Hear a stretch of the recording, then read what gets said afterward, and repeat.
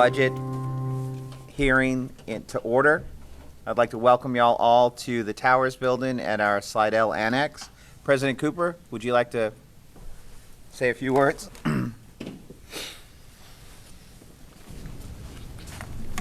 Good morning. Good morning, Mr. Chairman, members of the council. Thank you again for holding these budget committee meetings. I know it's important as you go through reviewing the departmental budgets to get further information and have questions that you might have answered by our directors and staff members. And I want to particularly thank our Team Tammany, our directors and their staff who have worked over the past 4 months in putting the budget together, what you see in front of you today. You're going to be going through many, if not all of the departments today in different categories. As in the past, they've been by department, but we particularly like how it's being addressed now in categories so that capital projects, capital assets, grants and such can be addressed by the process rather than by the department.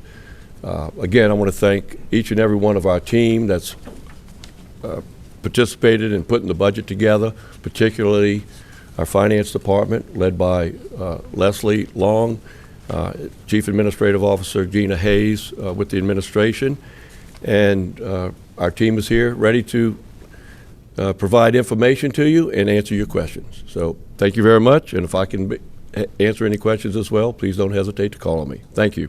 Perfect. All right, so as President Cooper mentioned, we're doing a more of a hybrid version today. So on the morning's agenda is we're going to do grants. We're going to have Director Jean Marino come explain what her office does, and then each department's going to come up that has grants, and they're going to explain the grants they're working on, and then John will be available in case we have technical questions about the grant program itself.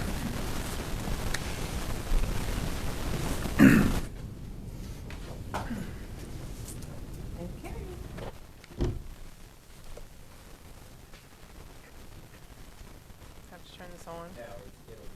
It's on. Oh, okay. Okay.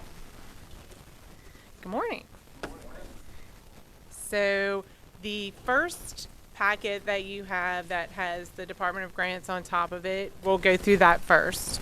And essentially, you all requested just, excuse me, an overview of the grants department, how we work, type of grants, how many we manage. So this will sort of give you the who, what, why, and where of what we do. It's in PowerPoint version because I have a PowerPoint of it. We don't have PowerPoint capabilities here, so anyway. I can't. Oh, is that better? Yeah. Can y'all hear me now? I will speak loud. Okay, I need my glasses.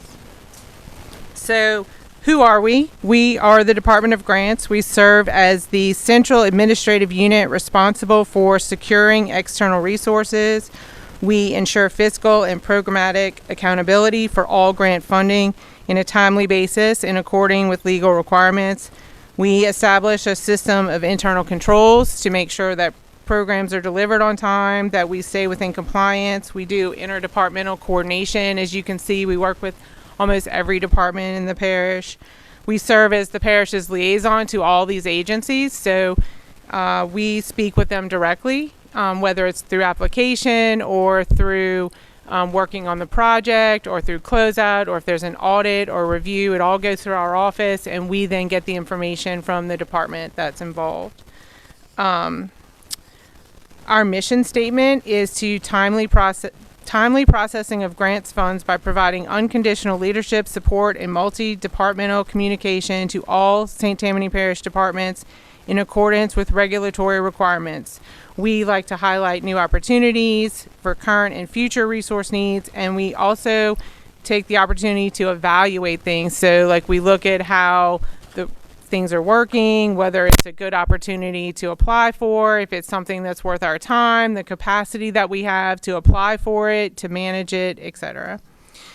Our vision is to uphold a professional team that displays trust, respect, integrity, accountability, consistency, collaboration, critical thinking amongst a proficient and experienced grants team.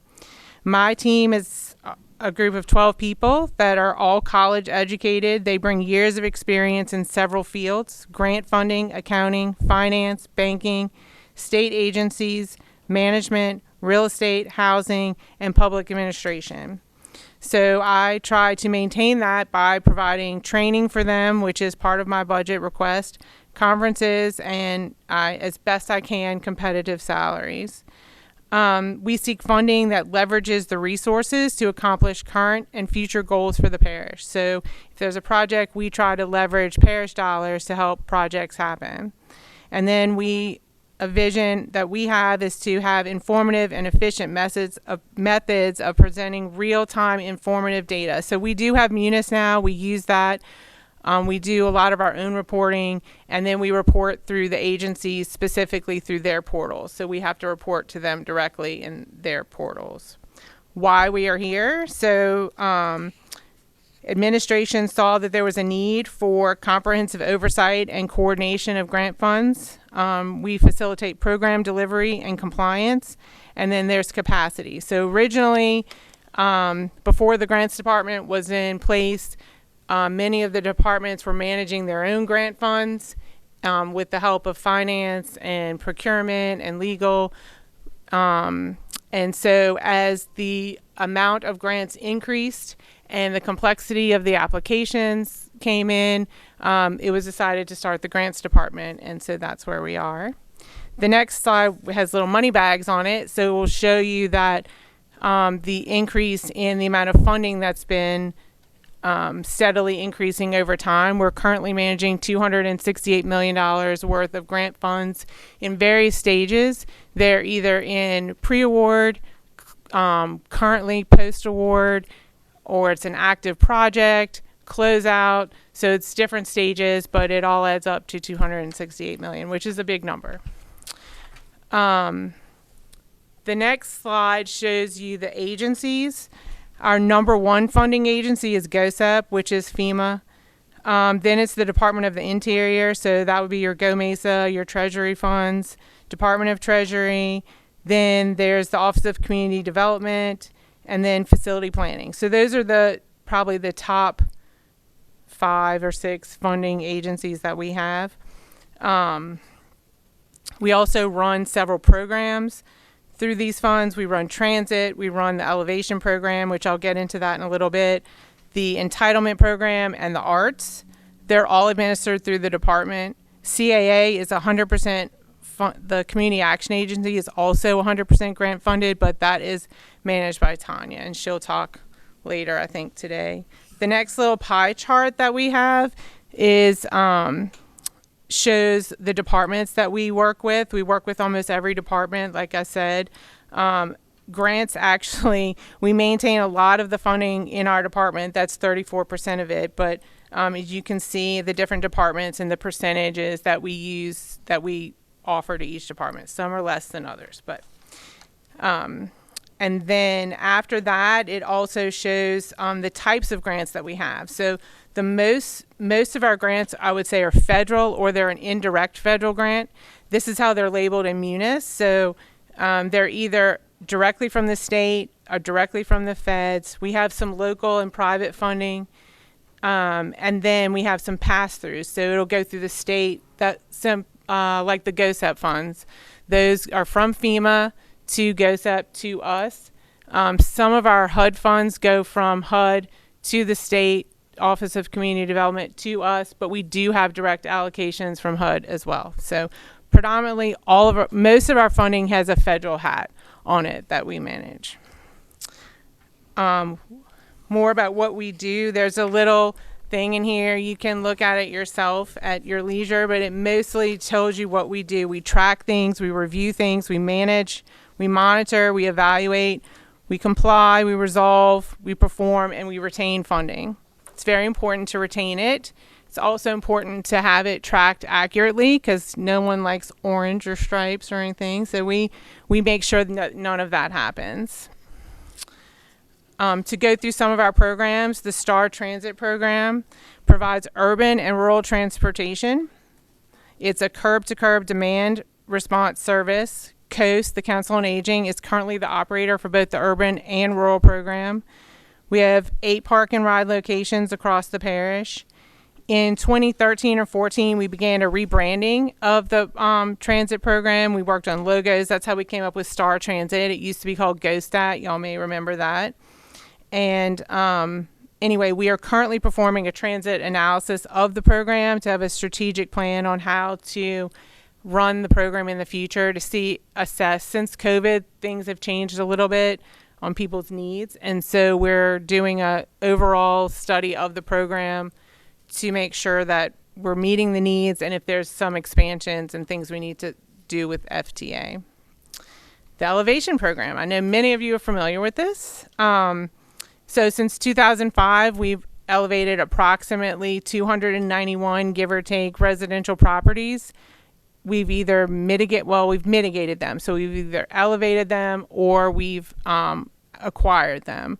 We currently have 75 properties in progress that are in awarded grants at various stages, meaning they're gathering their paperwork, they're actually being elevated, or we're trying to close them out. We have 119 homes in approved grants that are waiting to move forward we're waiting for FEMA to give us the okay that we have the funding. And then we're in the process of preparing the annual competitive grant right now, which is we put in every December. Solution was hired as a consultant to increase staff capacity to help us move these projects forward, and they've done a really good job. They also assist in the application process, which is also part of my professional service request. We can put in pre-award funding in the application to repay them later, but there's no funding mechanism to pay them upfront to put the applications together. And just currently there are over 2,300 SRL and RL properties that still require mitigation that are on our list. The average cost of an elevation is between $95 and $120 a square foot. The grants that we receive, the people will either pay, they're either 100% funded, a 90-10, or 75-25, depending on the severity of their loss. So I will give you the definition of a severely repetitive loss structure. It's a structure covered by a contract for flood insurance under the NFIP that has incurred flood-related damage for which 4 or more separate claim payments have been made under the flood insurance coverage under this title, with the amount of each such claim exceeding $5,000, with the cumulative amount of such claims exceeding $20,000, for which at least 2 separate claim payments have been made under such coverage, with the cumulative amount of such claims exceeding the value of the insured structure. So 4 or more at $5,000 each, or 2 in excess of the value of the structure. The structure must be residential, and 2 of the losses that are claimed have to be within 10 years of each other. So it's a lot of detail. So when a constituent calls you and asks you, hey, I want to get my house elevated, and we take their name and we put them on their list, but we have to make sure that they meet this thing. We have to make sure that their losses are enough to be competitive to go in the grant. And so we do have a list, we keep it, and we look at it each year for the competitive award. So and once they go in a grant, for example, the ones that are going in this December, it's probably 2 years before they're going to get elevated. So they go into the grant, it goes through, the FEMA won't award it until the end of next year. Then by the time they award it, we have to get paperwork in. They have to update their estimates with their contractors. And so it's a process. So it's not like they can come in, apply, and get elevated. There's some time that passes through that. So that's that program. And I have one person that's dedicated just to that program, Danielle. So basically what we do is eligibility, compliance, budget, organizational capacity. We problem solve. We're the grantor liaison. We facilitate projects, file management. All of our files are audit ready. So If we try to maintain that they're either electronically and paper, I'm still in paper because I'm 53 and I'm old and I like paper, but sorry, Grant. Anyway, I still hold on to paper. But some of the granting agencies prefer paper, so we do it both. We have it both ways for them depending on how they want it. And just to go over the communication is really important. It's important for us to communicate with our departments. It's important for us to communicate with our agencies. So our little roadmap of communication where it goes through us is my favorite slide, but it's really important. And the grantors like it because we provide them all of our policies and procedures. And so it gives them confidence that what we're doing, we're actually doing when they talk to us. So, and then we monitor. This is the next thing that our office does. Anyone that receives a grant from us, whether it's an entitlement or in the arts or ARPA, the funding that we receive there, they will all go through a monitoring process. So once they've spent the money, and we review it as it comes in, but we do a full monitoring of them. We have a full policy on how we do that procedure, and we go out and we monitor their office, and then we come back. So we do that. We also do Davis-Bacon compliance, which is required on construction projects. For the majority of our HUD projects, all require Davis-Bacon. Some federal grants do not require it, but it's a very tedious process. And that's that on monitoring. So how does it work interdepartmental? So the grant process starts with someone decides they have a project they've identified or an opportunity that they've identified. We usually we copy administration on that. Administration says, yes, this is something that we're interested in and we want to research. Rarely have they ever said no, but there might be one day. But so we just want to make sure that it's something that's within their plan, and we have the capacity to research it. So we get that approval, and then we work with the department to prepare the application. We submit the application, all the RFIs from the granting agency, we get it all the way through award. Then once it's awarded, we generally receive a document. It's either in the form of a contractual agreement with that agency, or we receive a letter of intent, but ultimately we receive an agreement. That agreement we put through legal transmittal, and at that time a grant number is assigned to it internally in our office.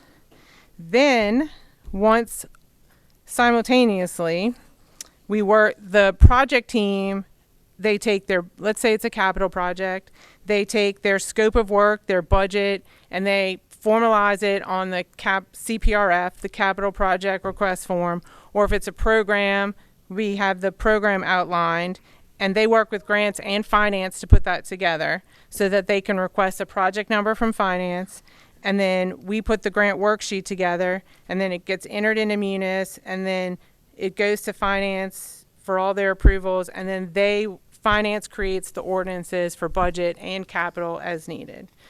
And then y'all approve it, well, y'all introduce it, then y'all approve it, and then we use it. So that's how it all works. All right, so this is how we work. So who are we? We're a department of 12. We told you that are professionals facilitating grant-funded projects, bringing money back to the parish. That's our goal. Is Senator Cassidy said it the other day, there's a lot of money, federal and state, that's paid by our constituents, and we're trying to bring it back for our purposes. We bring consistency and uniformity to the process. That's the sole version of what we do with being a liaison to the agencies. We go, when do you use us? At all aspects of the project. Before it happens, while it's happening, after it happens, when it happens, because you just never know. The complexity of these grants, specifically the federal ones, has changed. And so you need to know that if your drainage line went here, but now your engineer says it has to go here, it's just 2 feet over, but we didn't clear that environmentally, so now we have to go back. So there are a lot of things that we do when we do a compliance review, whether it's making sure it's geographically in the scope of what was applied for, if the scope itself is what we applied for, if the budget is what we applied for, if we have to do an amendment. So there are a lot of different things that go into it. So we try to stay as much as we can inserted into the process without clogging the process. And then we do all that through Munis, communication, and reporting, and that is grants. So I don't know if you have any questions about anything I said. Approval, Mr. Phillips, and Councilman Tanner. Thanks for your presentation. I had one question that was actually asked of me. Do you ever assist, or are you able to assist some of the municipalities in the parish, like such as my town of Pearl River, if they want to try to, they don't obviously have full-time personnel, but they're you guys able to, under your scope of authority or whatever, help some municipalities in the parish? I don't think that it's not directly what we are designed to do, but I think that as long as administration and we have the capacity to do it whenever they request, we can talk about it.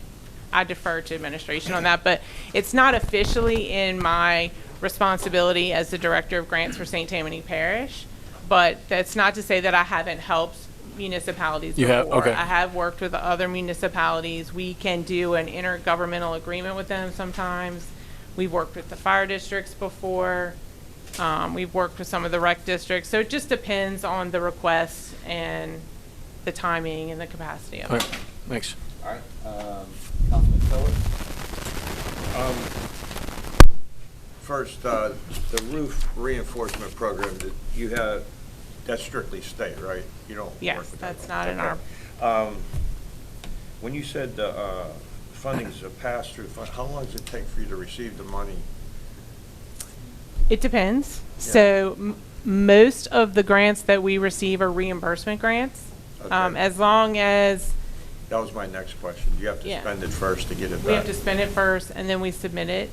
I would say most of the granting agencies are pretty timely. I would say the one right now that's not as timely is GOSEB is probably the one that's the most outstanding at the moment. They're having some issues. So, I mean, is it like 6 months? just- Oh, no.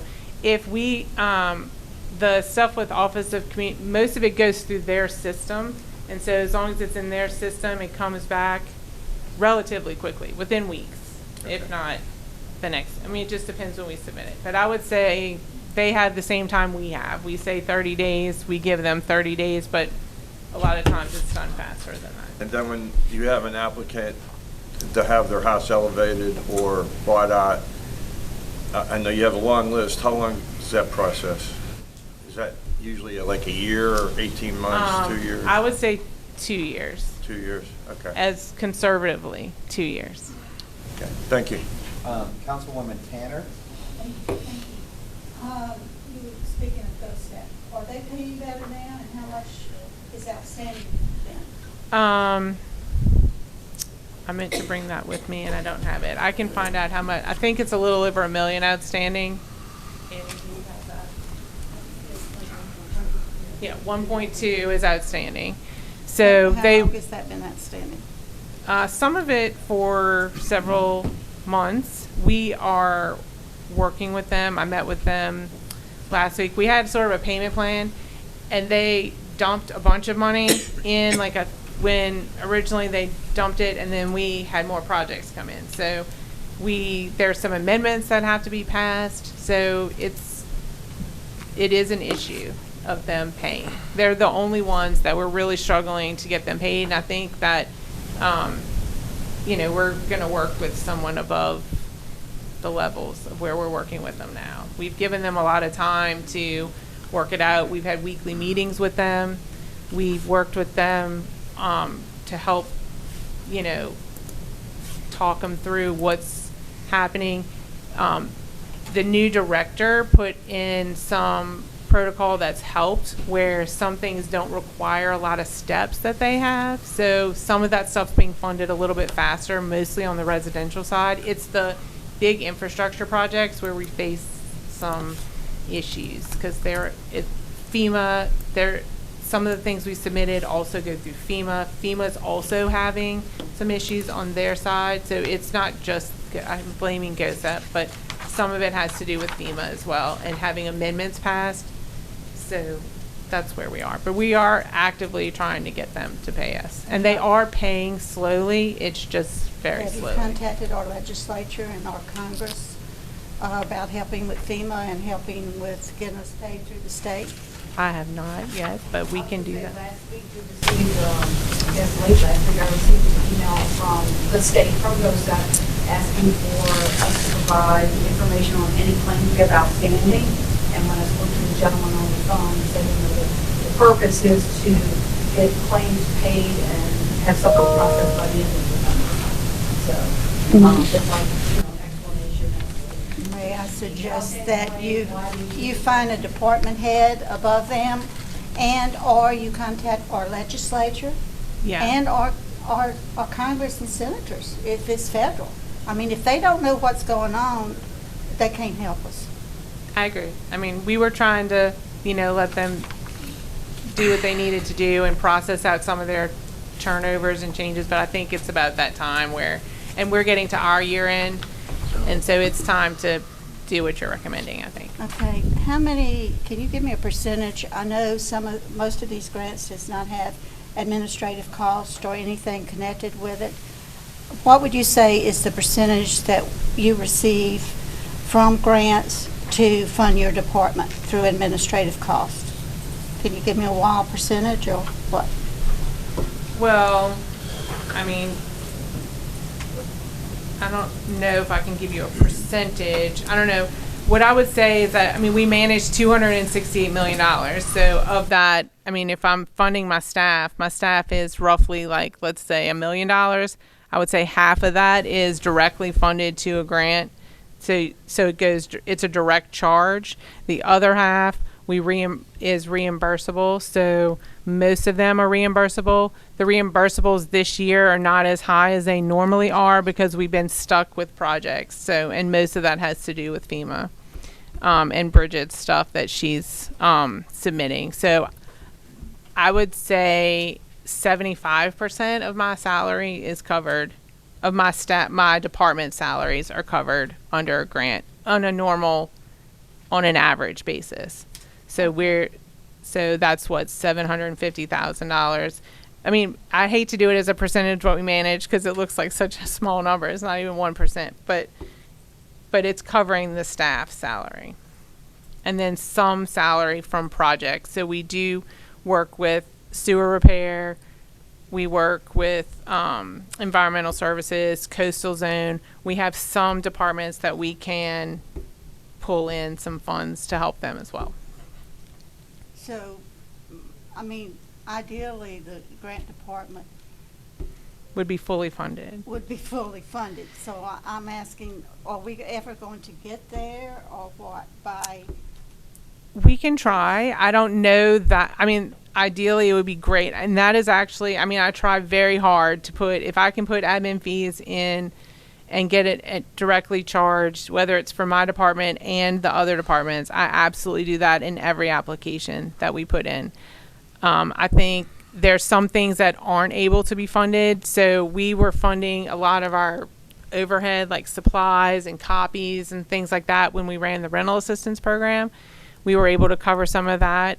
That program's over, so my supplies budget is up again this year. So there's just some things I can't charge to a grant directly unless I can prove that it's part of that. The arts does pay for some of that. The GoSub grants can pay for some, like they can pay for computers and things like that. But the general office supplies, I can't really justify that. I guess I'm more interested In the salaries. We really try.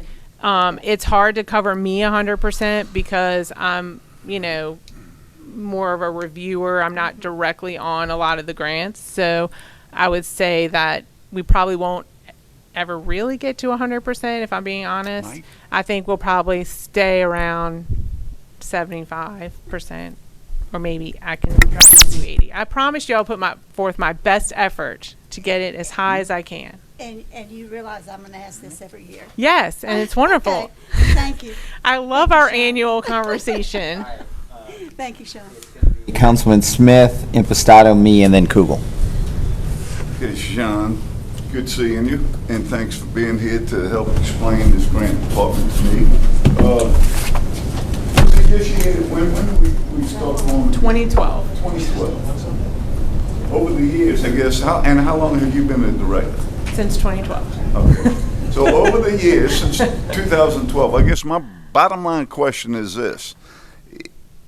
I mean, boy, there's a whole lot of numbers we can look at and a whole lot of things out there, right? Mm-hmm. Does this grant department pay for itself? In other words, are you bringing in more money to the parish that we can use for projects than what it cost us to administrate that grant department?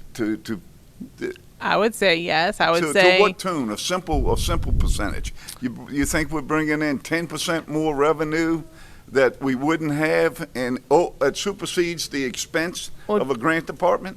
just in the last several years, we used to manage closer to 100 million or a little over 100 million, 120 million. We're at 268. Right. I mean, water sector alone is an $80 million initiative. The GOSEP grants used to be a much larger initiative, and now we've worked through some of those grants. So I would say utilities is probably our biggest funding thing that we go through now. I would say just on a percentage basis, I mean, I understand and I can appreciate the fact that that what's not covered by a grant hits the general fund, and I appreciate that. But I would say that absolutely the cost of what we do, we run like a consulting firm. So we are creative thinkers. I mean, where it's not just about accounting for money. We're doing a lot more than that. And so I would say that absolutely we're worth it. I mean, our goal is to be a creative engine to help you fund projects you can't fund with your limited sales tax and your drainage and whatever. You know, that's not my road that I'm traveling on. But so I would say yes. The revenue absolutely. that we're bringing I'm in not through the grant biased or department anything. is far exceeding the expense that the parish has putting this out there. Absolutely. That's what I'm looking for. Yeah, I mean, I think that even if I'm charged $500,000 to the general fund, you're going to pay a firm that at least that much money to manage these grants. So, and now we're doing it I'm just internally. looking for the return on the investment, basically. I would like to see the grant department bring the parish more and more funding to be used on different projects than what we are paying the grant department to I understand. initiate that. And we you know, like I told Ms. Tanner, we try very hard to make ourselves 100% funded. It's complicated, but we try really hard to do that. Okay. And I will continue to try to do that for I you. think you're doing great. Yeah, wasn't it? I'm trying. Councilman Impastato, then me, and then Peter. Rick and Cheryl have asked, you've answered most of the questions. I know you say manage, but when you say since 2012, how much money in grants have you brought into the parish? Has the department brought in? Oh, I wish I knew that number. Darn. I'm totally going to calculate it. But it's bigger than $300 million, the $268 million that you're currently Sure, managing, yeah. right? I mean, I would say the turnover in projects, so yeah, we're managing that amount of money because it's open. That's what's in the grants budget to manage actively. But I would say turning over projects is probably closer to like 30 to 50 million. So we're moving about 30 to 50 million, but then you're getting in. So my goal actually for 2025 is to get it back down to like the 150 million so we can manage it and get more. We need to move some of the projects, and I think we're going to do that in 2025. But it's a lot to manage. But yeah, so I would say it's a much bigger number than that. We brought a lot. Yeah. And is there anything you need to do even better, or anything that could happen to improve your department's output? So the request that I have is mostly in travel and training. I really want my staff to experience things with their peers. I attended several trainings in the last couple of years, and just sitting amongst other grant operators or managers, federal and state, they can learn how to do their job better. They can lessons learned from other people. How other people are using funds. So I think that I am a big proponent of getting my staff really trained, and maybe not all at one time. We do some of it internal, but there's a real benefit to sitting in a room with your peers and just chit-chatting about how they're functioning with it and what they can bring in and how they brought it in. So there's a benefit, I think, to that. So that's part of it. And then just capacity. So right now we have Solution working on residential mitigation, but to have people to come in and help provide capacity to my staff to manage the funding that we have. And that's really those are my two main focuses for this 2025. And on that, my last question. So when a constituent comes in and they want to participate in the mitigation program, their home's been flooding, if they don't qualify, how long does it take them to find that out before you give them that If they don't information? qualify, we let them know right away. Pretty much immediately? Yeah. Yes. Okay, Yeah, we're not going to leave them hanging, trust me. That's Okay. not something you want to hang on. good. And it's Thank- unfortunate that some sure, of them right. don't qualify, but they don't. Good deal. Thank you so much. All right. Great job. John, thank you so much for all the work your department does. First off, kind of like a global thing. Guys, all our mics are hot. For a global perspective, because you kind of bridge the gap between the funding, the grant program, and then the department that wants it. For like the newer council members, how should we, if we hear about a grant, how do you want us to approach you? And then also, just in general, what do you think usually, like, hey, I got this idea, I found out there's a grant, and the grant usually pays for half, 20, 10%, like, what's been your experience over your career? Well, this is part of the reason I sent it to administration for approval, or the department should, is because most of them now, the days of 100% funding are pretty much over. We had some of it in COVID. We had a lot of it in Katrina Rita, but most of it's 75-25.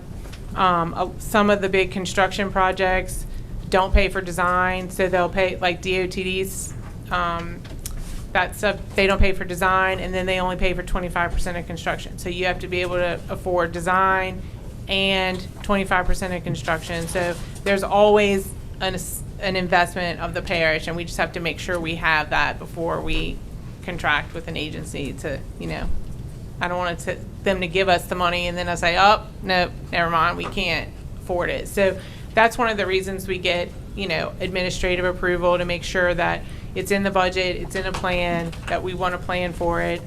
Most of the time, we apply for things that are in a plan, in the capital plan, Right. things that have always been there. If you have an idea that, oh, hey, I want to do this, please, you can send it to me. I'll talk to administration about it. You may want to talk to them yourselves about it, just to make sure that we're all on the same page. Gotcha.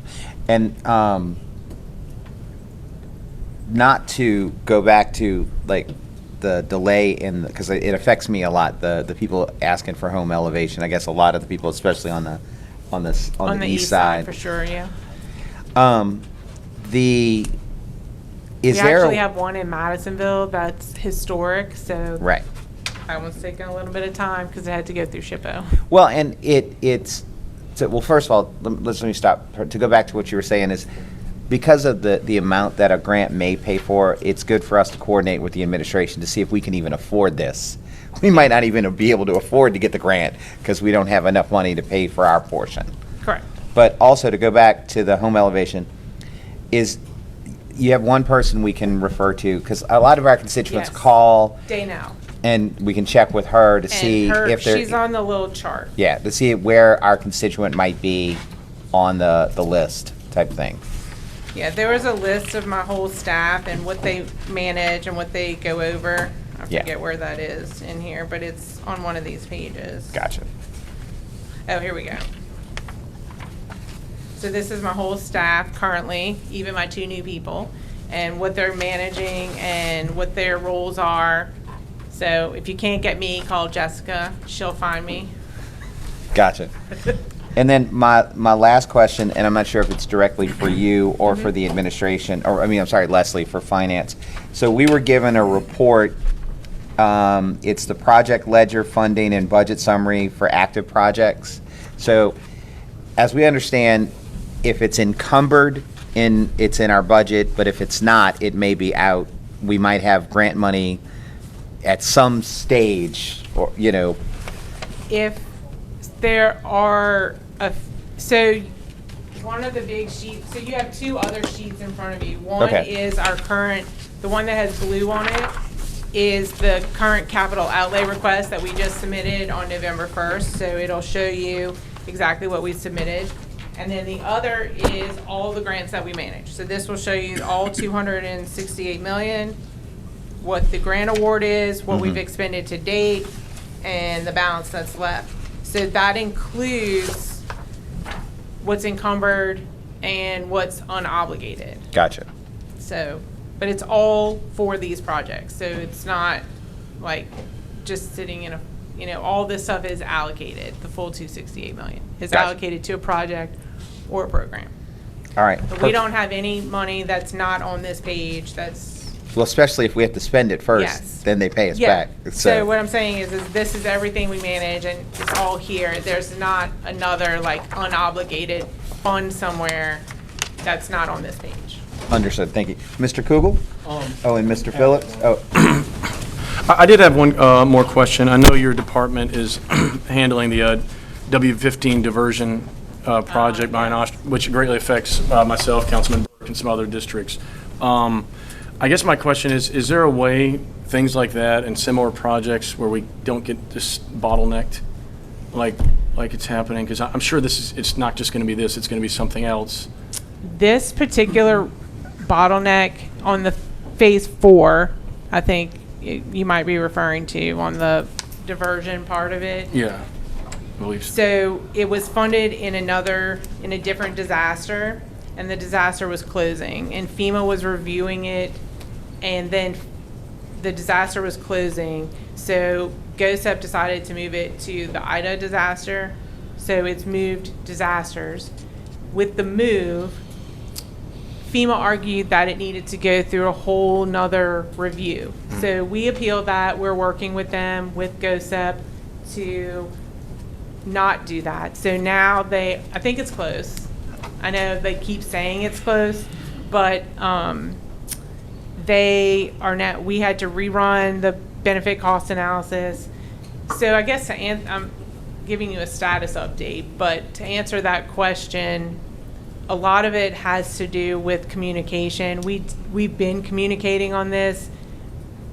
I mean, not to beat up GOSEP and FEMA, but I would say they are the most difficult to communicate and process anything with. I would rather have all my funding through HUD, because HUD is absolutely tedious and difficult, and they have a lot of rules, but you know what you're getting. With FEMA, you don't always know what you're getting. So sometimes they change the rules. If we had a similar situation with a different project in the future because of those agencies, it's not really something that probably would be much different. We would have to deal with some of the same. Yeah, Okay. I would say the FEMA process is the FEMA process. They have a whole new team now at the region. So basically they started all over with W15, and we've been trying, and it's such an old project, so it's in the 4th phase. So they're like, well, they were saying it's all dated information, which it is, but it's not. It's still effective. So we worked with the engineers to make sure that they got everything they needed. Okay, And they're thanks. piecemealing RFIs to us as well. So we give them everything they need, but then they're like, oh, well, now we need this. And so we've actually requested direct communication with FEMA. We've asked for them to make sure they have everything we need. And then, it's a process. It really is. Okay, so bottom line is if a similar project happens again, we'd probably be in the same situation. We get that funding through a disaster. So Okay. when there's a declared disaster, we have the PA money that goes through finance, which is public assistance, which fixes our buildings and our costs for the storm. But then there's usually HM money, which is hazard mitigation, disaster recovery kind of money. And so most of the projects that we do through there. So we'll either do elevations, or we'll do a drainage project, or something it has to be in our hazard mitigation plan listed, but it'll be a project. So that's how those projects come about. Thanks. You're welcome. all right, Mr. Phillips and Mr. Corbett. On your chart here, number 4, the Harrison Avenue widening, planning, and construction, from what I understand, this is so I understand the process.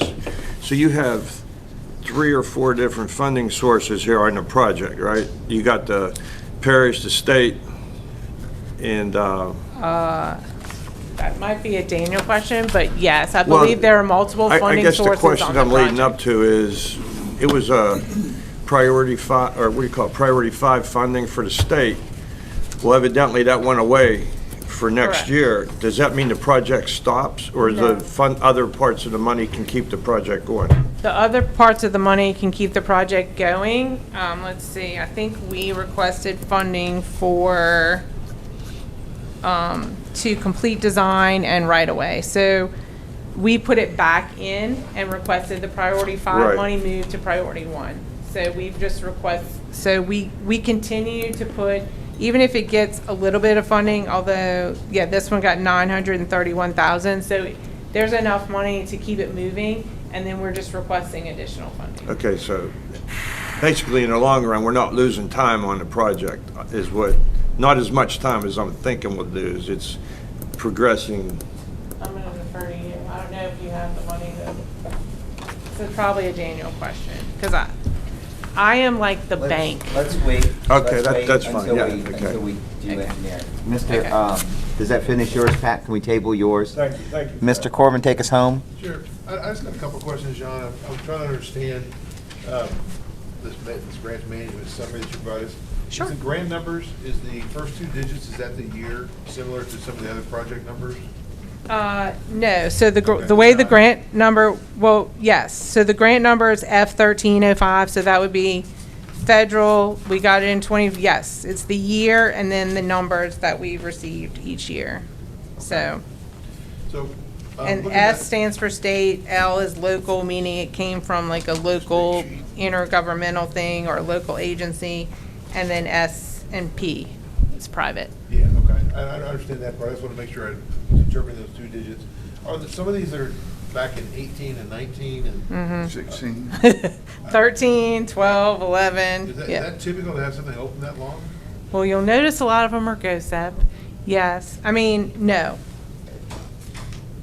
I would say the standard is 5 years, so we really should be probably finished with 18s, and we should still have 19. So on average, we should have a grant open for maybe 3 to 5 years. Okay. So, like I stated a little bit earlier, the goal for 2025 is to flush some of this stuff out. The other question I had was, in looking at this, and I know a lot of them are 23, look like they're 23s, but there are several that there's almost 40% have no expenditures to date. Out of what I roughly counted 127 items, there's Oh. roughly 40% have no expenditures to date.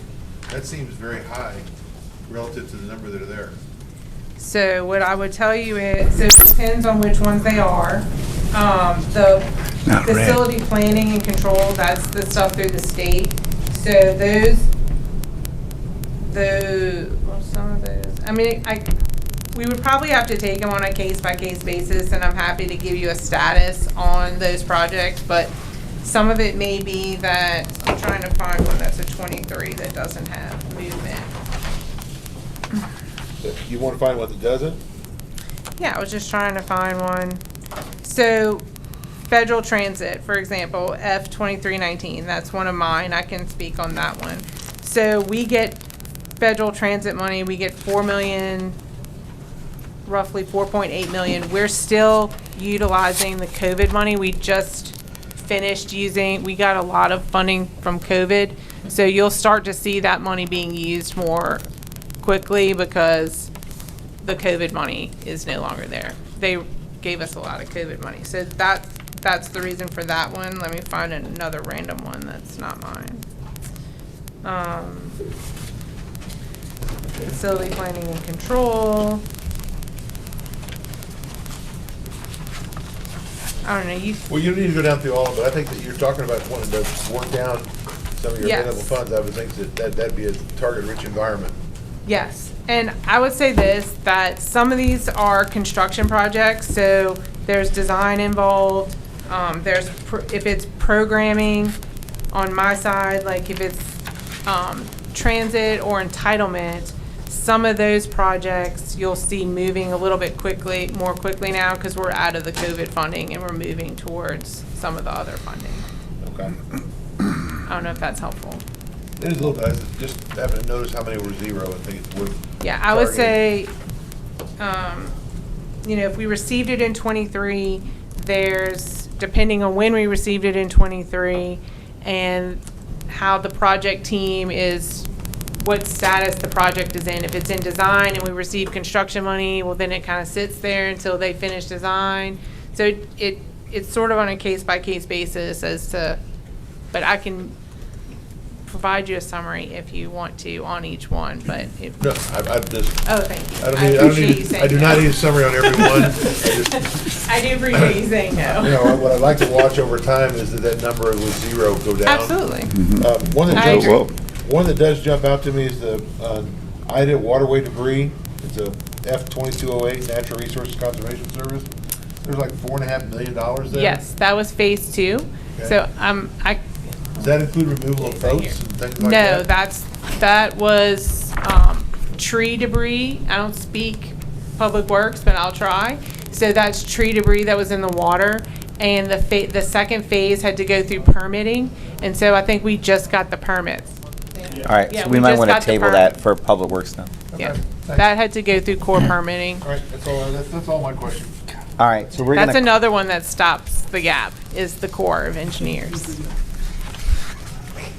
All right, so we're gonna, thank you, Jean, for You're welcome. giving us the overall. If you would stay as we go through the departments, just to give them technical assistance. First up is water sector. Chris Tissue, I think that's you.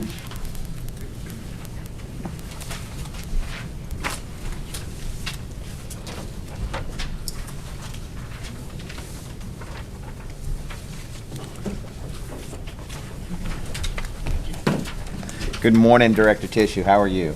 Good morning.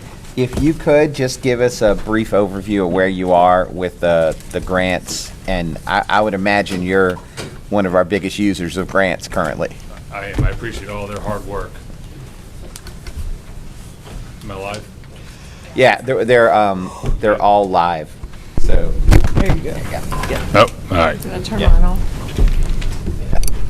Yeah, these have to be red. Oh, I wasn't on the whole time.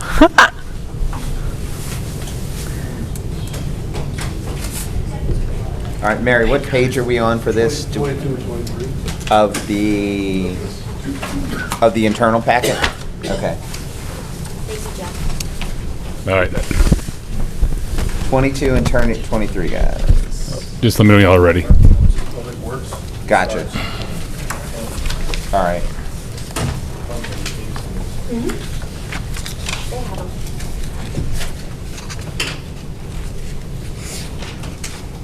All right. I think he might win the award. Does he have the most? Currently, he probably has the most, yes. All right. Good morning. Good morning. All right. So with water sector was awarded as part of the American Rescue Plan Act through the state. And those are applications submitted between utilities and grants. And we were very successful with the amount of award that we received. So part of the stipulation with the water sector is that all the contracts and all the design, everything is done by the end of 2024. And so this time, everything we have is either under construction currently or out for bid right now, which is the last. The contracts have to be contracts, and all the money has to be allocated or encumbered or obligated by December 31st of 2024. And so at this point, we are on pace to do that with every one of the projects. You know, we've got 3 that we did the emergency ordinance for at our last general meeting this past Wednesday. Those are all advertising for construction. And as soon as we have bids that come in within budget, those will be the end of the water sector projects. Everything at that point will either be under contract or under construction. And then the other stipulation, as you mentioned, Councilman Corbin, is that all the construction has to be 100% completed by the end of 2026. And so right now, our construction budget, or construction schedule for all of our projects is to have everything concluded by the end of 2025, first quarter 2026, So we do have some time built into the construction schedule should we run into any unforeseen issues.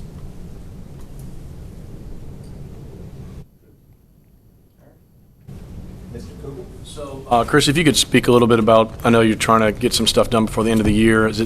Which of the Cross Gates projects would that cover?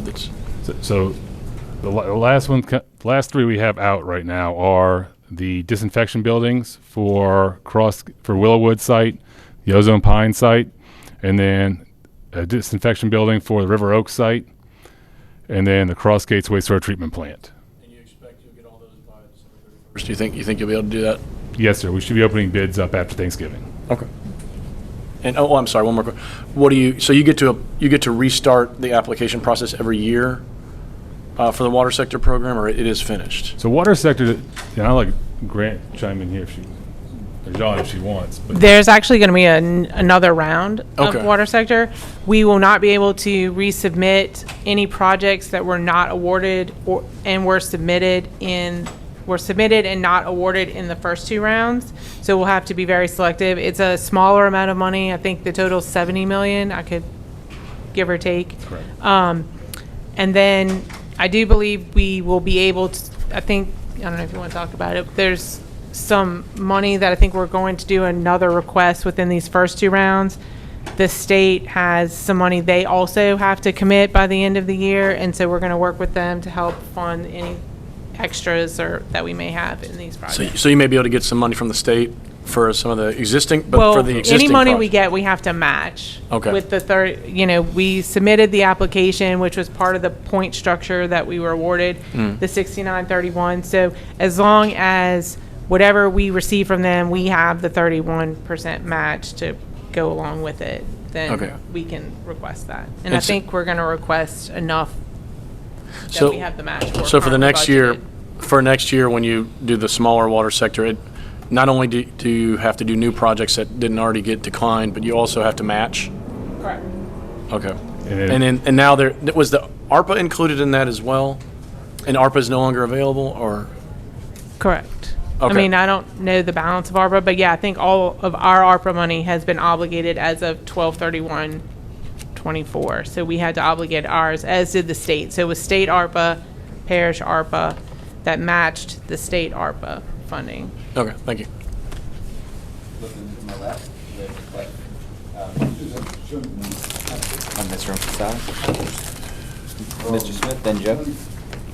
Chris, you anticipate, what is on-call pay? I see it's about $15,000 difference in your request this year than last. Why do you anticipate on-call expense to increase that much? Okay, I guess, so it'd either be additional costs for the phones and services utilized. It'll be, I'm not sure which line item you're specifically looking at. On-call pay. I don't understand what that is. Salaries, on-call pay. Y'all see what I'm looking at? Chris, is that the cost for having, this is in your budget for your department, but isn't that? No, I understand that. I just don't have my budget in front of me. Can you use your on-call pay for when you have people on call to take a call over the weekend and at night? Correct, it is. Yeah. So is it additional? Would you anticipate an increase of that happening compared to last year? I'm looking. This year's a $53,000 budget request as opposed to $38,000 last year. I guess specifically, I'm at, from the salary standpoint, it would be the amount those individuals are paid and the increase they incurred this past year with the COLA in order, because that wasn't anticipated in our 2024 budget. Gotcha. So to make that up and balance that out. And then, it would factor in any increase we had regarding their salaries, the equipment they utilized, or the number of people we had to put on call in order to meet the service requirements. Okay. Are we going to be asking budget questions? I can grab my budget. No, I think that's just the one-off. Okay. Mr. Impastato. Thank you. Great job with everything you do. What plans are in place right now to address some of these old recorded lot subdivisions that have independent treatment plants particularly the smaller lot ones? Is there anything we're looking at for grants to try to bring some central utilities to those areas? So we would participate in that. That would have to be a cooperative effort between environmental services and grants. I know, there's places in St. Tammany where a lot of they're qualified for low to moderate income, where we've been able to go in and make water and sewer improvements based off CDBG grants. And those assets become parish utility assets. We're doing similar things right now in the Alton community in regards to providing central water, and the sewer there was provided in the same means through CDBG funding. We definitely would like to be part of that. There's areas that we can find grant funding to do that. We'd be excited to look at it. Okay.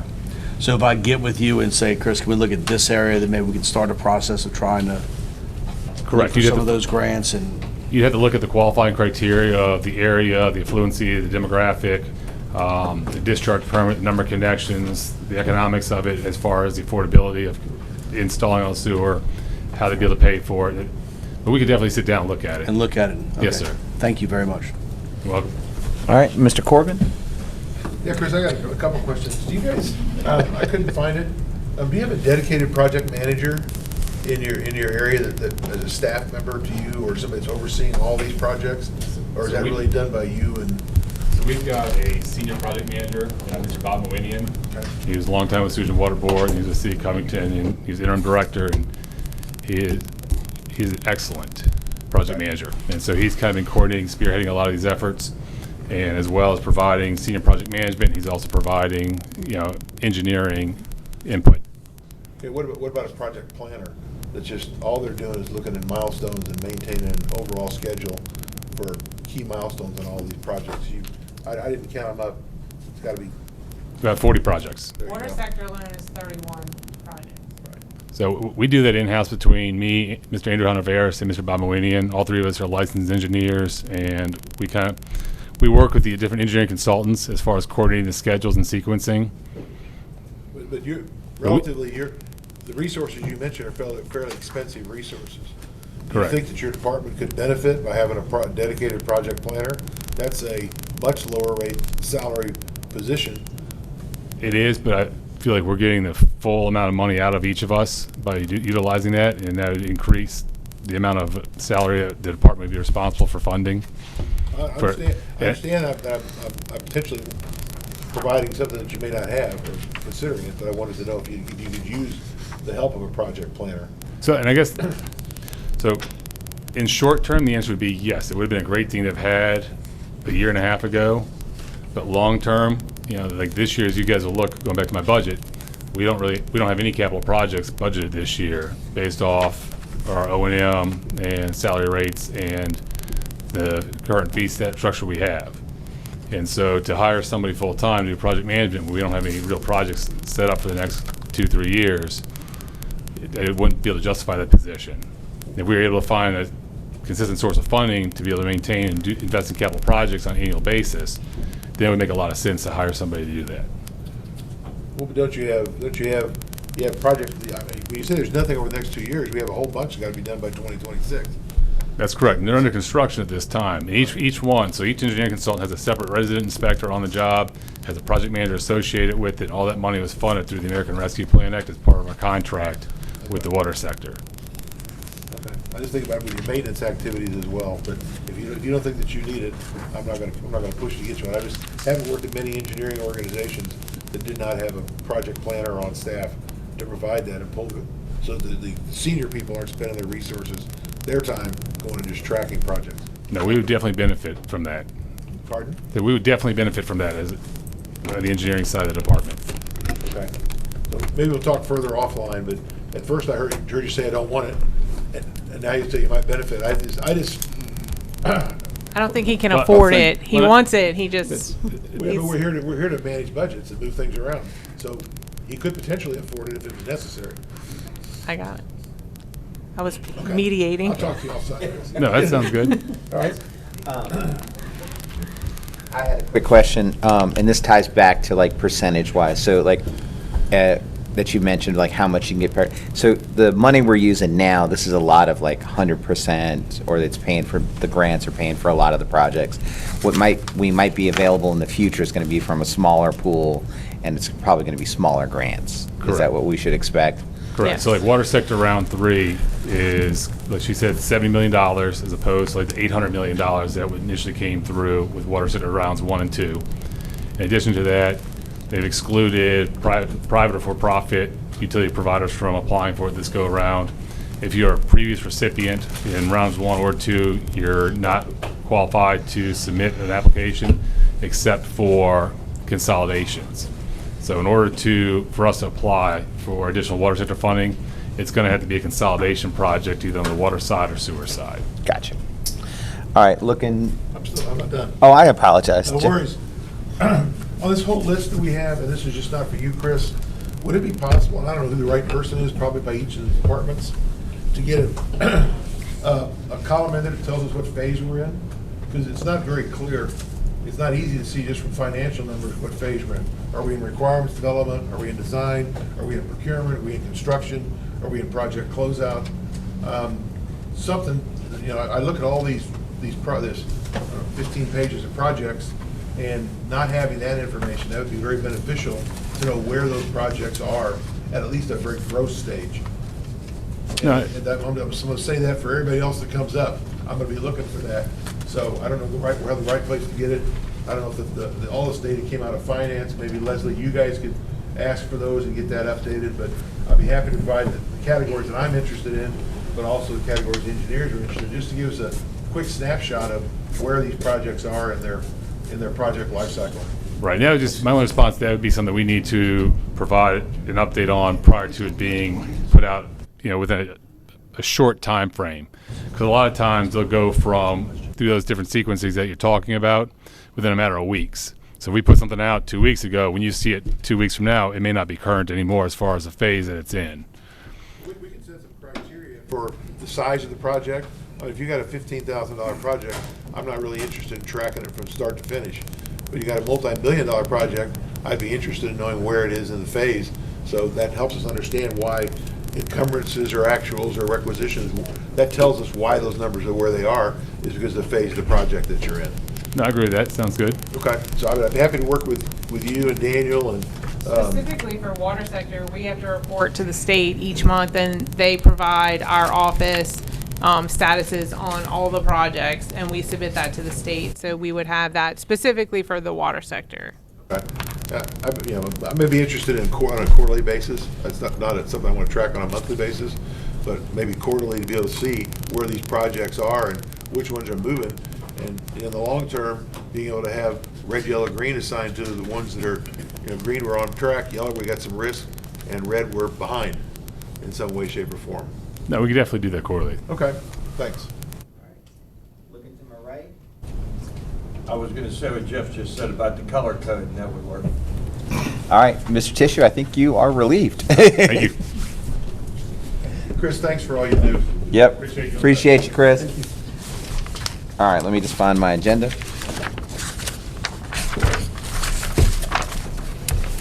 Go Mesa.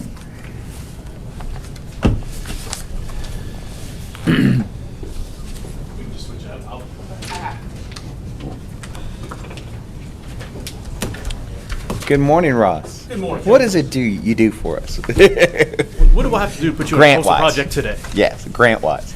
So, Go Mesa. Gulf of Mexico Energy and Security Act. When President Cooper was elected in 2019 and took the position in 2020, St. Tammany Parish really was not acting like a coastal parish. Out of 16 coastal parishes that received Go Mesa funds, 14 had bonded out their proceeds and begun a coastal restoration program. This did not take place in St. Tammany Parish until 2020. Chairman Lachlan, you were part of the previous council who did authorize the bond sales or bond proceeds, not sure how that works. And I think the parish received about $25 million. From there, we have set up projects, and currently those are either in feasibility, design, construction, or have been completed.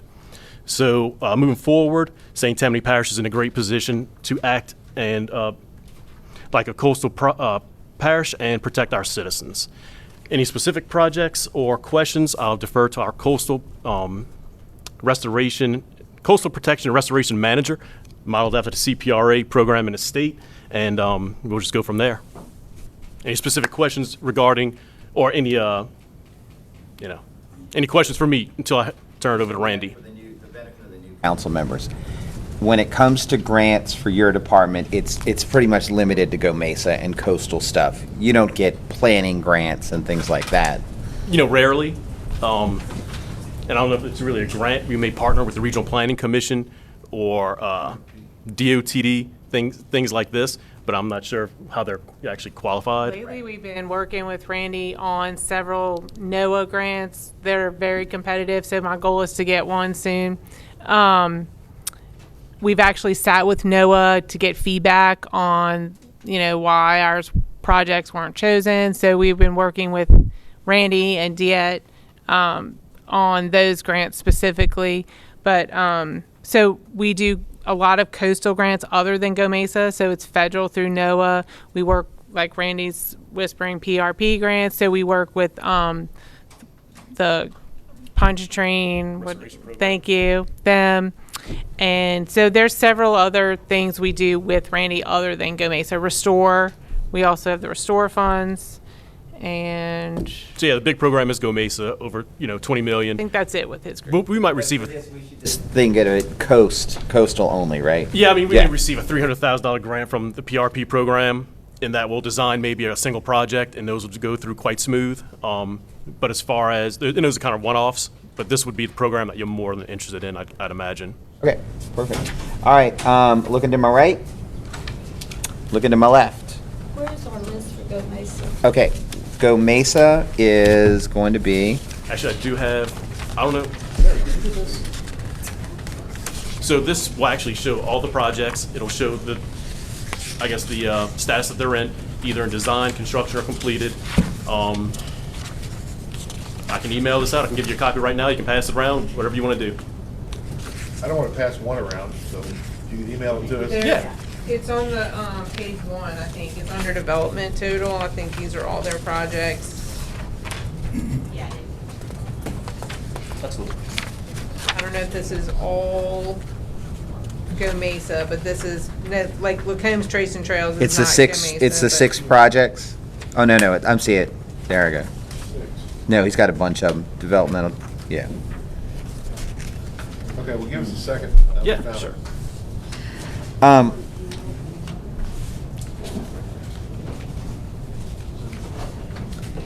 This little sheet's in alphabetical order, so like development. Yeah. So while we're getting, while we're, Russ, let's tie in a little bit global while we're waiting for everybody to catch up.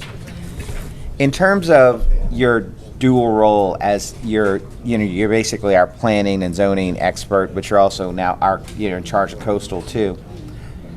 Do you think what we've learned through the District 7 and 11 policy is going to shape anything what we need to do going forward in terms of how we manage our coast or how we protect it from a zoning or something like that? Right. So what we're doing is what you want is multiple lines of defense. Yeah. That's a term that's used throughout the coastal industry. And so if you have, again, you're protecting your coast from waves, so you have wave attenuation. Then if you're building correctly, is what that land use study did. How do we build in these vulnerable areas to be sustainable and resilient for our citizens so we continue to grow in St. Tammany Parish responsibly? So yes, absolutely. So that is part of our charge to protect the health, safety, and welfare of St. Tammany Parish, to, again, have multiple lines of defense. One of them is the coastal projects, the infrastructure, and another is how we can build and grow sustainably, without a doubt. Now, this also doesn't have anything that we have any direct control over, but where are we always looking over our shoulder to see if this levy's going to come, or? I'll defer to Randy on that specific question. Okay, we'll move that. We'll wait till Randy comes when it's his portion. Yeah. All right. Send him up now. Any questions before we switch Ross and Randy out?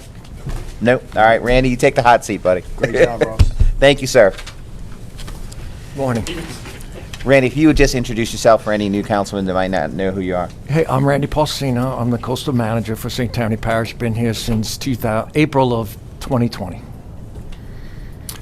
And the question was about the core study, the core feasibility Well, study, yeah, and the because I know levee y'all are developments? doing your work, we're doing ours, but at the same time, the federal government might be building a levee, so.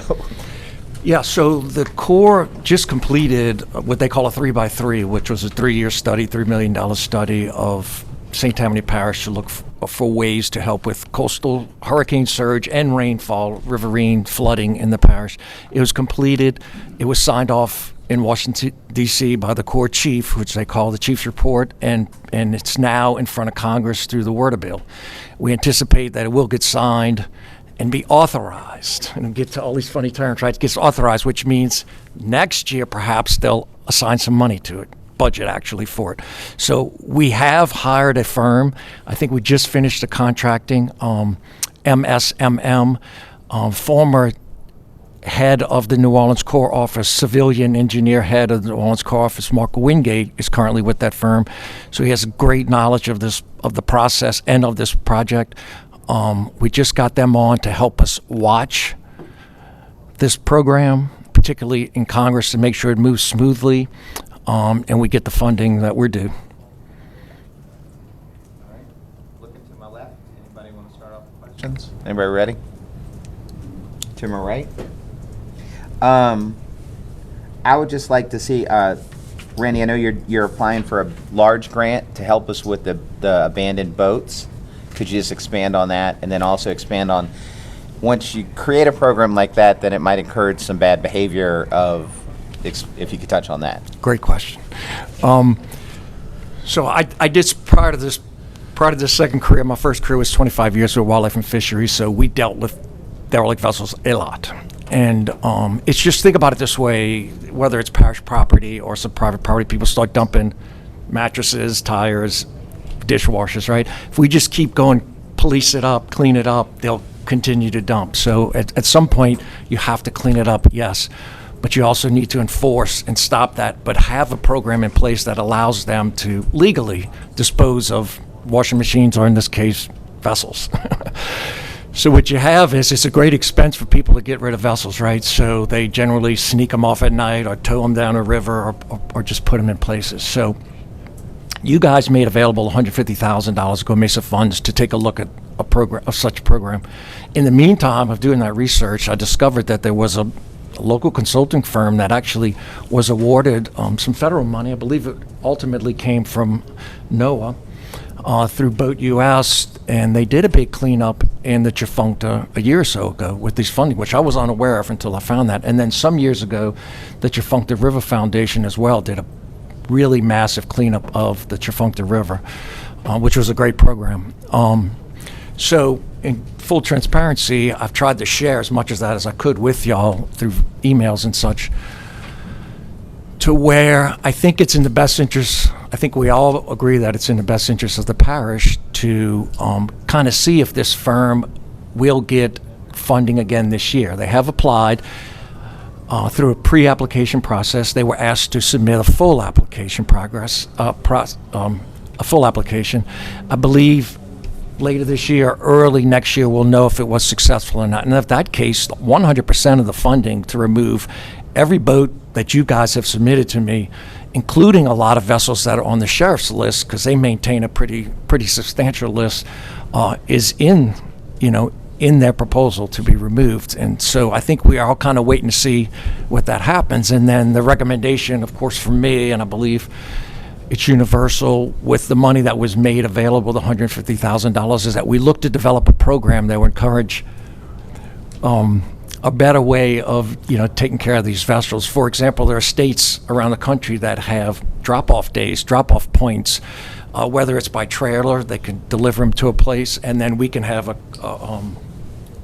company, a disposal company, come take the boats, crush them, put them into bins and take them away. Or even if they bring them by water, they can bring them to, once or twice a year, they can bring them to a port that we designate, and sign up for the program, donate the boats to the parish, and then we take them from there. And it's nice, it's a very successful program, which encourages people to do the right thing as opposed to just abandoning stuff to become our problem. Do you need more money for that? We don't know yet. Okay. I'm going to take a look. I'm trying to take a look at it now. I think the first step is to see how the grant program plays out, because if they do not get awarded the grant, then we'll have to use the money to remove as many vessels as we can. Gotcha. So if so, we can just do an amendment sometime Okay. later in the year. Okay. Mr. Corbin? Speaking of the 150K, how much of that has been spent? Very little. We had signed, we had hired a consulting firm, ELOS, to start doing the federal permitting for removal of the vessels. And then shortly after that is when we discovered that there was a group that was applying for a federal grant. At that point, we kind of pumped the brakes, so to speak, on ELOS. So I don't know off the top of my head, but I would assume it's $10,000, $5,000, I don't, or I nothing. mean, we encumber, I don't know if we've encumbered that expense or not, but we haven't spent any of the money. It's 19,500 encumbered for the contract, but we haven't, but I don't think we've executed, I don't think we've executed the contract. So it's just, it's on hold, I guess, waiting to see what happens with the other grant funding that's not going through the parish, it's going through the consultant. Well, I guess the question I'd ask is there not value in going ahead and doing work with 150K? And this grant would cover, you'd have a few less boats, but they're actually gone, as opposed to just letting the money sit in an account? I prefer to let the money sit in an account and be good stewards of the funds. If we don't need them, why spend them now? In my mind, that'd be a waste of money when there's potentially a grant that will be awarded that will cover all of this. So we may need a week, 3, 4, 5 more months to figure out if that grant is awarded. But in my mind, there's no reason to spend money that we may not, we're spinning our wheels, just to spend it. Well, I guess I need to understand the boat removal process. If I'm living in Salt Bayou and I've got a bunch of boats that I can see are sitting right there, and $150,000 could have removed half of them, I would rather have it done sooner than later. So those boats may more likely have been there for decades, and to wait 3 or 4 more months, in my mind, is just a good practice to not spend money if I don't have to. Now, if this grant is not awarded, we're ready to go, we're charged, and we have a contract signed. But also take note that in order for the parish, for government to remove a vessel, there's a pretty long process, which I've supplied the timeline that the DA's office developed, of permitting, advertising, the quick take process of the vessel before we can even begin to procure removal of the vessel. So I don't know that either one of the tracks is faster than the other one. They're probably going to track exactly the same. Is that removal governed by the state, the feds, or is it by the parish process? Well, most state entities, which include a parish, have the authority to quick take things that are a problem. And so St. Tammany Parish does have the authority to go through the process to quick take something into their possession. I don't know, it gets really complicated because the water bodies are technically state, and then there's Coast Guard involved as well. So all that needs to be walked through. There's no one entity in the state of Louisiana that controls derelict vessels. And historically, it should have been maybe on the Coast Guard or the Corps or somebody, but they've all pushed it to us, and it's on us. We're ultimately going to be responsible. Mr. Councilman Smith? Yeah, these are abandoned vessels. Is that the sheriff's responsibility to go investigate the vessel to see if they can identify ownership? No? Whose responsibility is that? Well, part of the protocol that we built was we would contact Louisiana Department of Wildlife and Fisheries Enforcement. And if there are any visible code, any visible markings on the boat, names, state registration number, or hull identification numbers, then we can track down the original owner, and it's their responsibility. Okay. Do you have a list of those boats that have been looked at that are abandoned today in the St. Tammany waterways? Do you have a list? We've checked it out, we've researched it, we've tried to find the owner? The most comprehensive list is maintained by the Sheriff's Office or their Water Patrol unit. So that list does exist. No, we have not gotten to that part of the process of... Because let's say that we don't obtain this grant in 3-4 months. We've got $150,000 that's been budgeted for that the council possibly would even amend and try and find a few more dollars if needed, okay? But it is some of the biggest assets that we have in this parish are the waterways, okay? And it's not a good look when you've got all these abandoned not vehicles, but vessels half sunken. It's especially when I hear, as I'm sure most of you guys and girls here, you get people calling and complaining about it all the time. And, we're just trying to tell them, hold on, we're getting to it, kind of thing. This is the furthest we've ever been in this boat removal program. And again, y'all tell me if I'm wrong, but spending money when I don't have to, when we talk about a budget crunch. I appreciate what you're saying, because in 4 months from now, we can get those things removed through the grant money as opposed to spending our $150K. If we're not successful in getting the grants, though, it's kind of time to use the 150 to remove what we can. Gotcha. All right. That's it I think, for me. Oh, sorry, Mr. Impastato? On the boats, it makes sense to me to wait for the grants, but can we not start the process now of the administrative things and start to look into it so we are ready if we don't get the grants?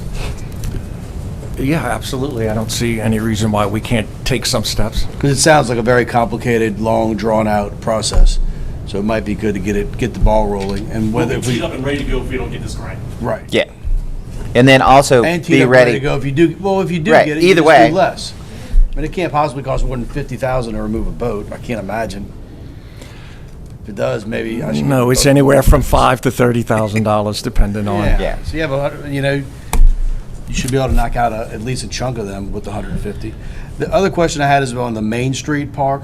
Can you tell us the status of that and where that funding came from as well, and if we have enough funding to accomplish what? Yeah, the original, yeah. Originally, the parish put up $1 million of Deepwater Horizon penalty funds that it had, and we applied for $1 million grant through the U.S. Park Service, which we were awarded. We have completed design and permitting. I anticipate that the bid for construction will go out any day, any week now, real soon, maybe even next week. And then it has to run for 7 to 10 days, and then we'll have a bid opening, and we'll have a construction contractor in place. What's the estimated time to complete that? I think we gave them a year. I don't think there's any reason why that project can't be done in a year. It's a passive park, so it's not a lot of major construction, trails, pavilions, picnic tables, stuff like You that. said the budget is $1 million? It's $2 million total. $2 million total? Yeah, $1 million For the from. improvements? Correct. Okay. Thank you, Randy. It was a 50-50 match, so we requested $1 million and we had to put up $1 million. Okay. And it took a little bit of time to get that approved through National Park Service because they went through rounds and rounds of wanting, but they actually loved the project, and so they kept it in the queue. Well, it's a great job because it's My really. light's on. Oh, okay. Well, they don't want me to tell them. That's fine. Well, it's a Yeah. great job on that one. That's really going to be a great park, and it took 26 acres of waterfront property that was, I think, zoned for really intensive. Conservation. Yeah, That was to the during conservation. Hurricane Katrina, we received that funding. Yeah. Yeah. Good deal. Thank you. All right. Well, thank y'all, Ross and Randy. I think we're. Ross, what's your date? You think that grant will be decision one way or the other? Time frame? You want to say it to the mic? Well, I don't know off the top of my head. I think the timeline. Soon after the first. Yeah, was Okay. right in early 90 days January. is plenty accurate enough. Yeah. Gotcha. We'll give you status update for sure. Perfect. Okay. All right. Thanks, guys. Next up is DHHS. And this is going to be, they're going to be responsible for items C, D, and E. Good morning. Morning. I think this is the first time we're seeing you in your new capacity. Welcome and welcome aboard. Thank you. If you would just introduce yourself and give us a little scope of what your department does. All right, my name is Tanya Hill. I'm the Director of Department of Health and Human Services. We're responsible for the Safe Haven campus, the opioid settlement money, and our Community Action Agency. So I'm here to talk about our items. First is the Louisiana Housing Corporation. It is a pass-through grant from the state. We receive about $1.5 to $1.8 million annually. It's to help low-income persons in our parish with their utility bills, specifically electricity and gas. It's an income-based program, and we help over about 3,500 to 4,000 families annually. A portion of the staff salaries comes out of this grant as well to administer the program. Ms. Tanner, you'll be happy, and Mr. Smith, that they are 100% grant funded.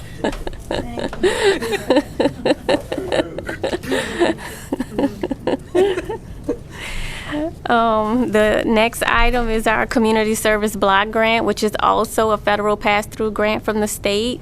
It is also another grant to help low-income families. This grant as well, our salaries come out the grant. We also provide a little bit of rental back towards the parish, 20% of the grant, about almost $12,000 annually back to the general fund for the rental portion. I'm sorry. Yes, the office space. Yeah. So we have a variety of programs through this grant that we provide, but mostly it cares for the staff salaries, a portion of the staff salaries. So we have 12 employees that are paid out of this grant, and one from the grants department that's paid out of our Community Service Block Grant and our LAHEAP dollars for this grant. And then we have our opioid settlement funds. So far to date, we've received 2 allocations. 2.1 was for years 1 and 2, and then we had 1.2 for year 3. So we're at a total of $3.34 million. We have a variety of programs that we've gone through this year, and at our next task force meeting, we do have a task force that makes recommendations for the spending, and then we bring it to council for review and implementation, and that'll be coming up hopefully in the next meeting. All right, looking to my left, any questions? Looking to my right? All right, no, thank you. I think you got the easiest job today. Thank you. All right, Leslie, if you want to come up, it's finance, I guess. It's, Natalie's gonna come up. Yep. She handles the American Rescue Plan Act, and I think Annie's gonna do Deepwater Horizon. all right, come on down, y'all. Out here.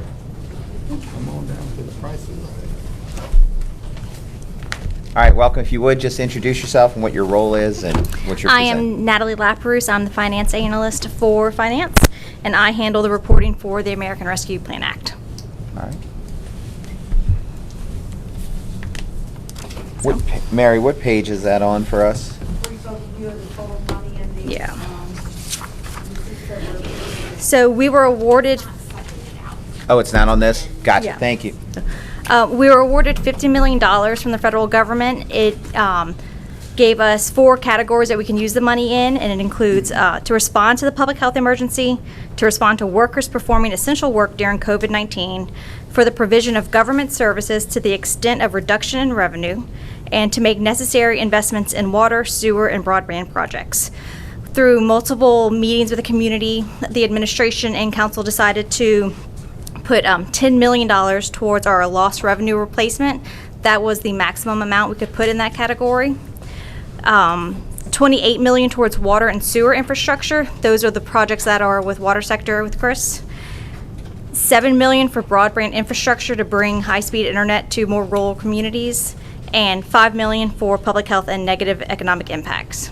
To date, we have 58 projects total under this grant, and we have reporting requirements. We're required to report our expenditures and project status quarterly, and then annually we have a bigger narrative type of report that shows what our goals are and how we're achieving them. And that report's available online on our website. And what of the 4 groups have we exhausted already? We have, in total, we've encumbered $28 million. So we have completely encumbered and expensed the lost revenue replacement that went to the state mandated expenses. We have encumbered $11 million in the water and sewer infrastructure, and Chris discussed his plan to finish the encumberment and the expense for that. For broadband, we have encumbered over $2 million. This report is as of 9/30, and I know that they had some bids and contracts going through beyond this, so Grant can explain the status on that. And then for public health, we have encumbered $4.1 million. Gotcha. So is everything else, though, it's either, if it's not exhausted, it's at least allocated into, So, it's already in a bucket? Yes. And then inside the bucket will be a project? Correct. Gotcha, all right. Going to my left, any questions? Oh, sorry, Cheryl? 4.1 million, you said health, public health? Yes. What specifically is that for? That is for multiple nonprofit agencies, and Grant actually manages those projects. That was going to give them to the nonprofit once they sent in a proposal? Was Yes, that- we sent out a request for Okay. proposals, and it's Samaritan Center, the Habitat for Humanities, those type of agencies. We modeled it after our current entitlement public service, so we do that annually with the nonprofits. It's not 5 million, usually annually they get about 189,000. So we combined this with the COVID money and the entitlement funds, and we did a public service RFP.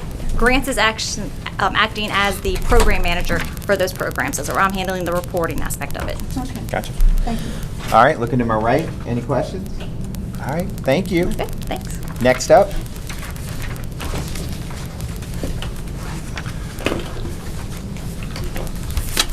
Good morning, Amy. If you would, just introduce yourself to the new council and let us Sure. know what you're in charge of. Sure. Annie Perkins, the Assistant Director of Finance. I'm going to give you a little bit of information about the Deepwater Horizon funds. It's listed here as a grant. It's really not a grant. They're actually settlement proceeds from the BP oil spill. We call it Deepwater Horizon because that's the actual name that was officially associated with the event. We were not allowed to call it BP or anything like that.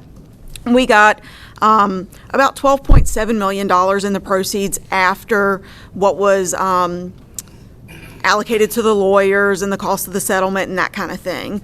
The actual proceeds that would have been given to us was probably closer to $16 million, but then, you know, what happened there.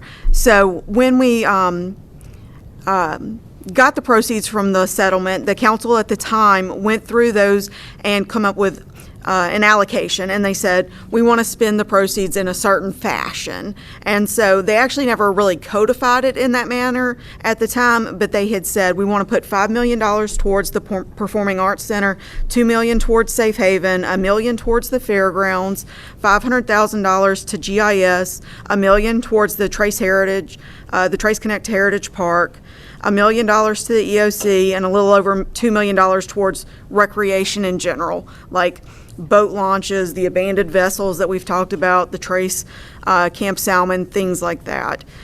So that was back in around 2014, and so then over the next several months, 2014 to 2015, there were a series of ordinances and resolutions that were passed to actually start allocating the funds to those projects. Over time, we spent funds in certain areas like the Performing Arts Center, Safe Haven, Fairgrounds. We encumbered money for the Trace to Heritage Park. And then as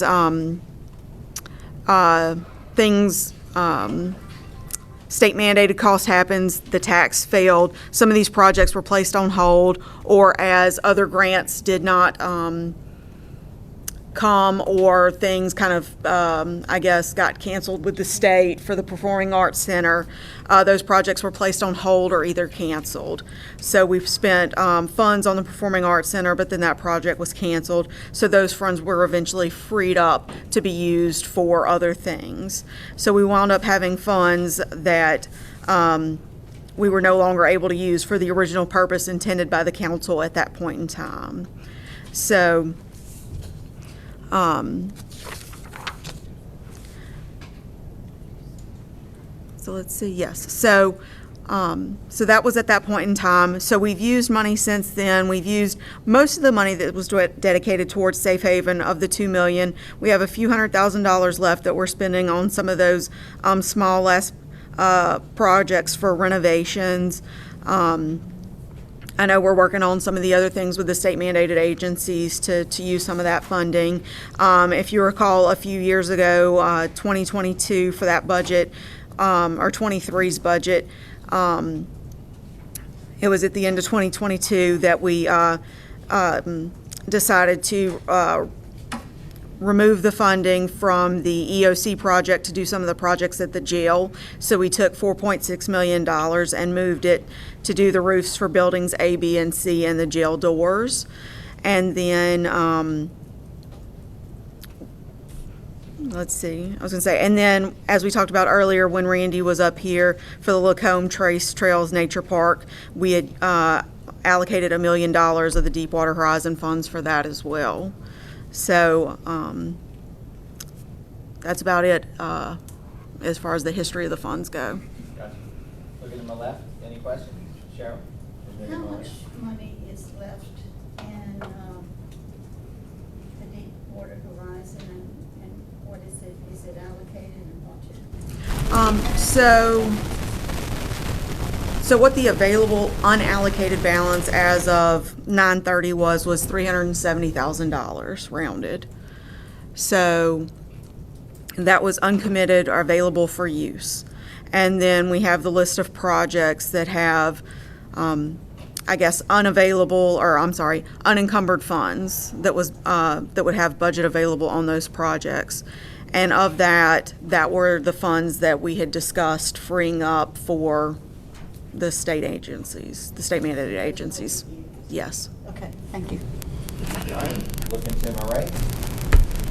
All right, thank you. Thank you very much. All right, I think that concludes grants. John, thank you very much. We appreciate everything you do. And, oh, sorry, Cheryl, Can you get a list of that remaining balance and where we're using it? I just sent it to you. Oh, okay, thank you. Gotcha. Mary, are we good? 5-minute break. Yes, ma'am. We kind of do special funds, we do reports every month, so we sent today or last week Deepwater Horizon, and then while y'all are talking, the Bill Mesa report. And like I said, Colbert said, it's just a financial report, it basically tells you how much the council budgeted, what's been encumbered to date or expended, and the balance available. All right, thank you.